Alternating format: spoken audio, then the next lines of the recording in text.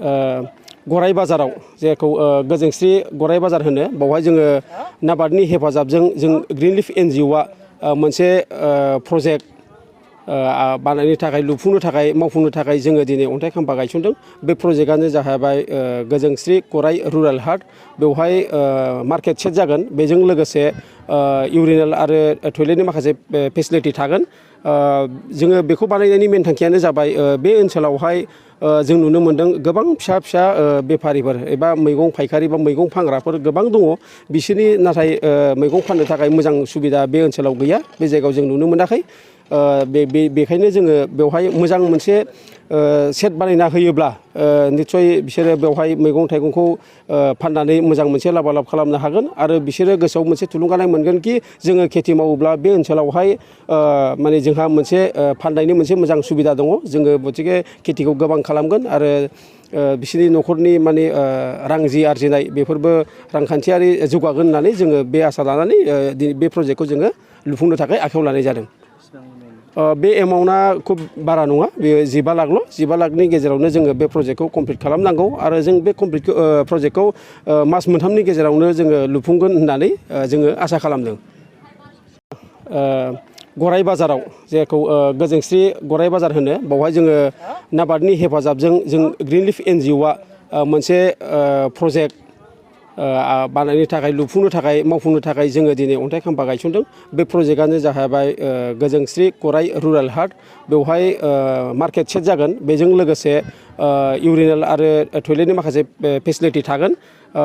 जोङो बेखौ बानायनायनि मेन थांखियानो जाबाय बे ओनसोलावहाय जों नुनो मोन्दों गोबां फिसा फिसा बेफारिफोर एबा मैगं फायखारि बा मैगं फानग्राफोर गोबां दङ। बिसोरनि नाथाय मैगं फाननो थाखाय मोजां सुबिदा बे ओनसोलाव गैया। बे जायगायाव जों नुनो मोनाखै।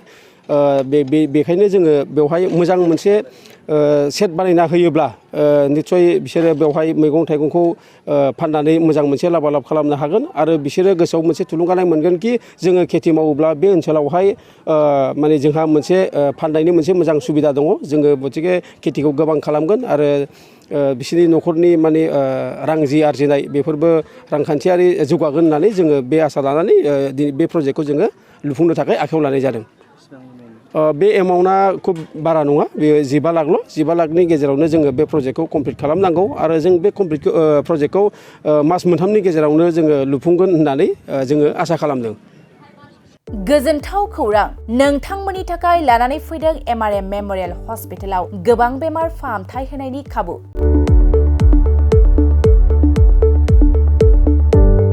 बेमारि सुबुंफोरनि थाखाय गोजोनथाव खौरां! MRM मेम'रियेल हस्पिटालाव मोजां रोंग'थि गोनां डक्टरफोरजों बेमारि सुबुंफ्रा मोजां फाहामथाय लानो हानाय सुबिदाखौ लानानै फैबाय MRM मेम'रियेल हस्पिटाला।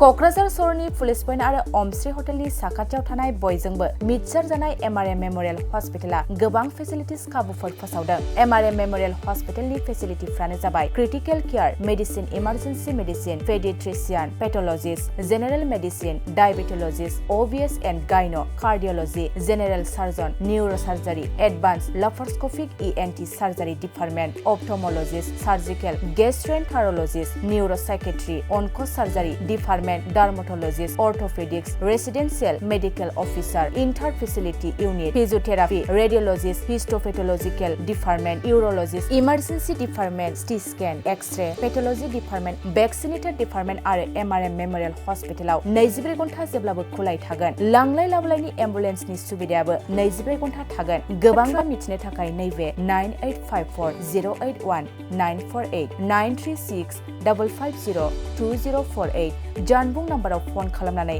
नोंथाङा मिथिनानै लानो हागोन।